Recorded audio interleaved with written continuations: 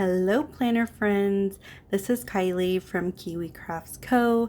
and I am back with another Plan With Me video using my KellofaPlan 2025 Brilliant Blooms Planner, which I still need to finish setting up, but I couldn't wait to use it, so I just added pages in for December.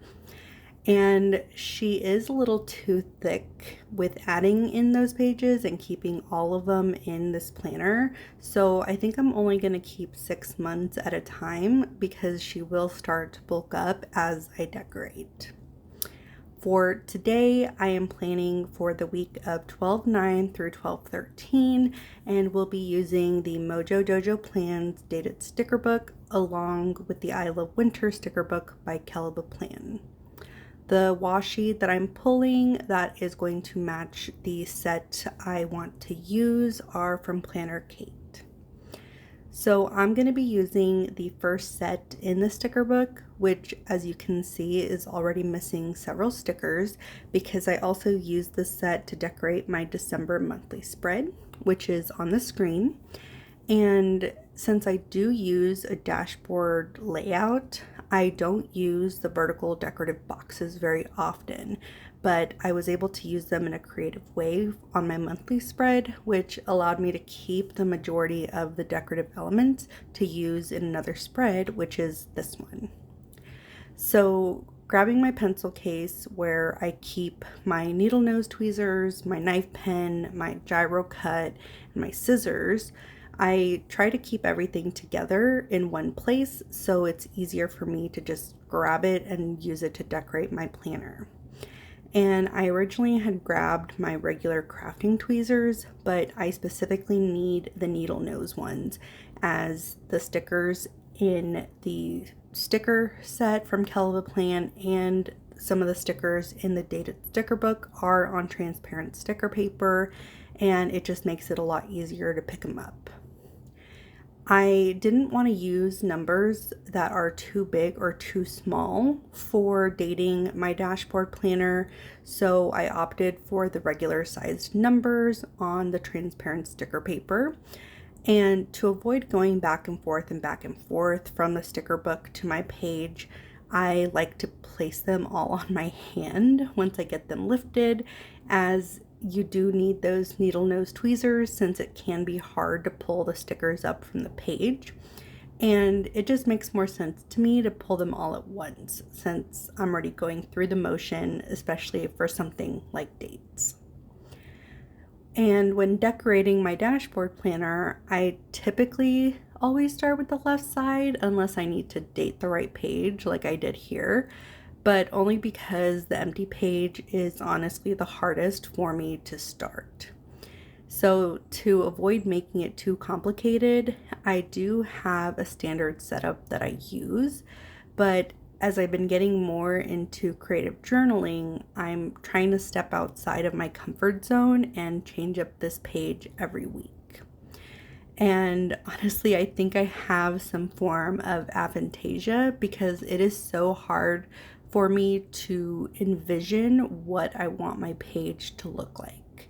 So I usually start just by throwing down a sticker and going from there.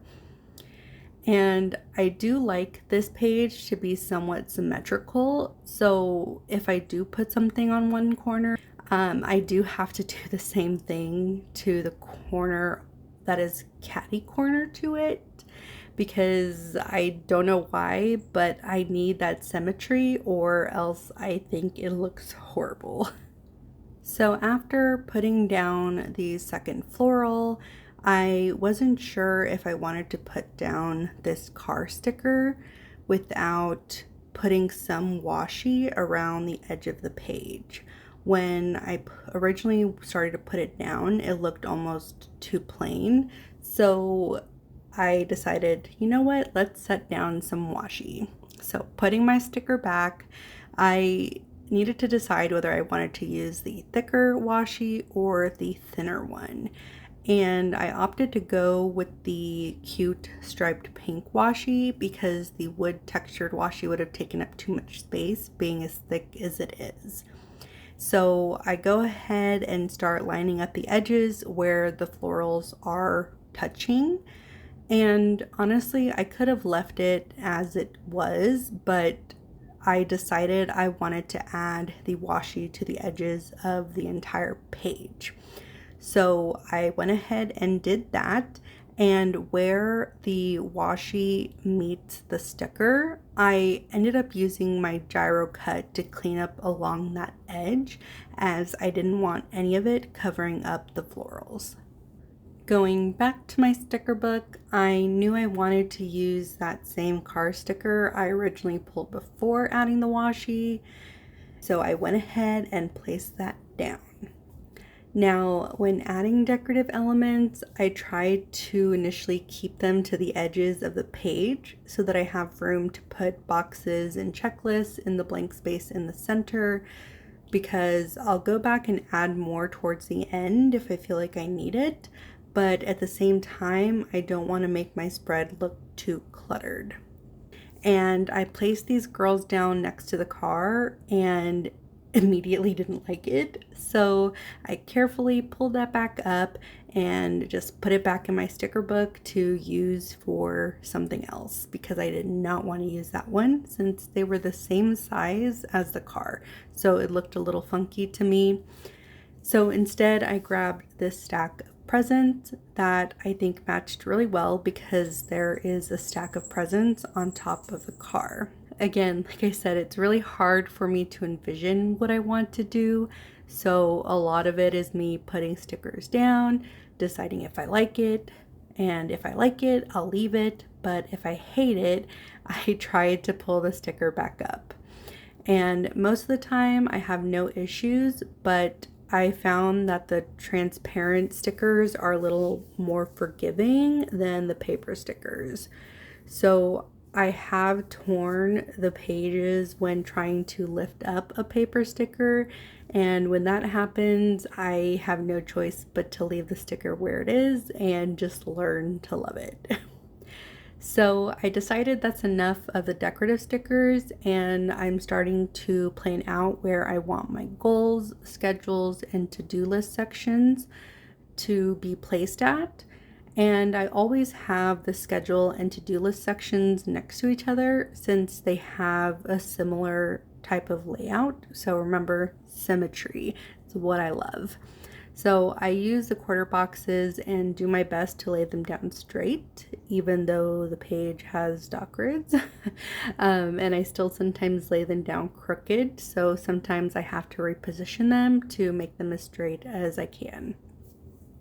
So for my to-do list, I use the checklist stickers that are in the set, and I like to make sure that the checklist does not match the color of the quarter box that I laid down. I just don't like it to be the same color, like right next to each other. Again, don't know why, just what I love. So for the schedule section, I'm using the circle dot stickers that are in the sticker book, and I do the exact same thing I did when grabbing the numbers to date the right page. I put them on my hand to easily place all of them down without going back and forth to the sticker book. So I use this section to track my working hours daily and make sure to include enough dots to account for Friday of the week prior, because my pay periods are Friday to Thursday. So I want to make sure that I'm capturing the time from last Friday. And I have a lot of flexibility with my schedule, but I do have to sign my time at the end of each pay period. So this just helps me make sure I'm tracking my hours correctly in case there are any issues. Now, I try to make this as straight as possible, but there's only so many times I can reposition the sticker before it starts to crease in the center and lose the stickiness. So I just left it after trying to reposition once. So before moving on to my weekly goals section, I pull out my plan bag that stores a lot of my single page sticker sheets, and grab my custom scripts I created for these different sections in my planner. Now, unshameless plug, you can grab some custom script stickers from my Etsy shop, which the link will be down below in the description box. And there are several font options and sizes you can choose from. So initially, placing down the goals sticker that I'm pulling here, I realized that I didn't know what my plan was for the boxes I wanted to use. I always give myself 3 main goals for the week and either use the 3 decorative squares that come in the set or use a big double box sticker. And for this particular spread, I chose to use the 3 square boxes because I could tell that it would fit so beautifully in the empty space next to the floral sticker on the bottom corner. It ended up leaving a nice space right above the stack of presents, so I laid down my second sticker there. And I wasn't sure if I would have enough room to place the 3rd square sticker above the car. I've decided to place it right above where I laid down the first one. And guys, just look at how this page is coming together. So putting down my goals, and now I've added my schedule, my to-do, and my goals section. It gives me a better picture of what white space I have left to work with. So back to my sticker book I go and try to find some stickers to fill up that space. Now, I aim to try to find stickers that aren't too small or too big for the remaining space I have left, because again, my goal is not to clutter up my pages. I want it to look nicely decorated, but not too overwhelming. But if you are someone who loves to have more stickers, then by all means, add the stickers. Because the awesome thing about this being your planner, it's that it's your planner. It's specifically unique to you. So you do what makes you happy. Not everyone has to like it as long as you love it. So this style is what works best for me, and it might not be everyone's cup of tea, but again, my planner. And I found some really cute clusters of stars that fit in that empty, awkward space above the car. And then I am adding additional single stars just along the goals and up into a staircase almost effect, leading up to that pillow and snow globe that I put next to that square sticker with the girl. And I noticed that I haven't added any additional floral elements, so I took one of the small bouquets and placed it next to my schedule. And then just trying to fill up any additional space that I can cover with small stickers from the sticker book.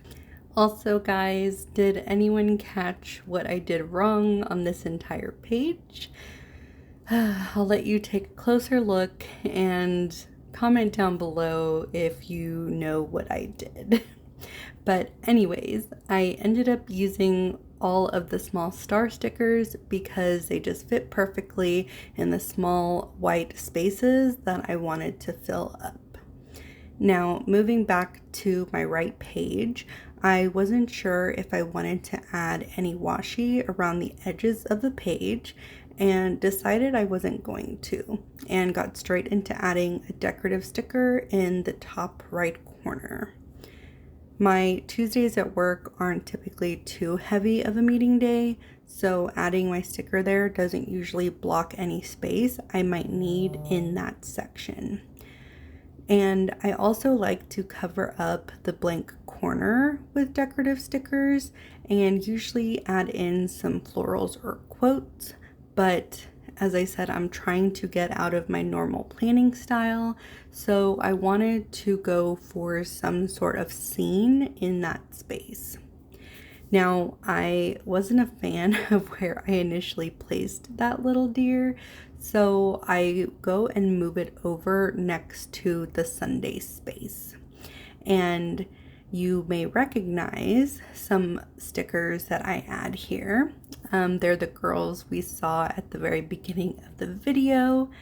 And I also moved down the first decorative sticker that I laid down because it kind of went along the curve of that hat, but also because it would help fill up some of the space I didn't need in that Saturday section. So taking another one of the floral bouquets, I placed that up in the corner and laid it down with some of the sticker sticking out because I didn't want it super deep in that section. And then I just take my scissors and cut off the excess. For my planner, I track both personal and work items.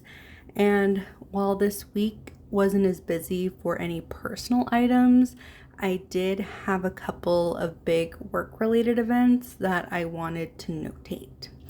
So I placed a half box sticker in Tuesday for my event I had from 12:45 to 4 p.m. And since I did have a few meetings planned that day, I didn't want to add too big of a box. And I used the dot stickers to indicate any meetings or appointments during the day and like to alternate the colors that I use. Now on Friday, I have a work-related workshop from 8 a.m. to 12 p.m. And since I planned on taking the rest of the day off, I decided to use a vertical box to just fill up that entire space. Now, as I mentioned, I don't go into decorating with a set plan. So if I decide halfway through that I don't like how the overall spread is looking, I just make changes right then and there.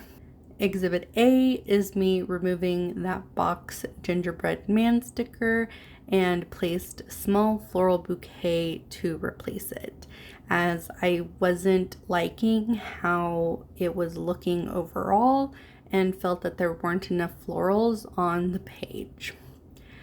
I also am really bad about writing down what exactly I have going on during the week for those I don't know right off the top of my head. So I tend to add some decorative stickers in places where I could still add any dot grids throughout the week for any meetings or appointments that I need to notate. And once I add the last of the stickers, I pull out my collection of scripts that I've purchased and pull out the ones that I want to use in the spread. I am using the work from home script sticker from Orange Umbrella Co. and placing that down on Tuesday since I have a few things I need to prep for that event happening that afternoon. I did go back to my monthly overview to see if I was maybe missing anything that I didn't already account for in my weekly spread, and remembered that I had a day off sticker that I could use for Friday. This also came from Orange Umbrella Co. And that was the last of the items I wanted to add, and look at how stinking cute this spread turned out. Again, I used the I Love Winter sticker book and the Date It sticker book to put this spread together. But that is it for this video, guys. Thank you so much for watching. Please subscribe and leave a comment if you liked this content, if you would like to see more. And again, happy planning, and I will see you in the next one. Bye!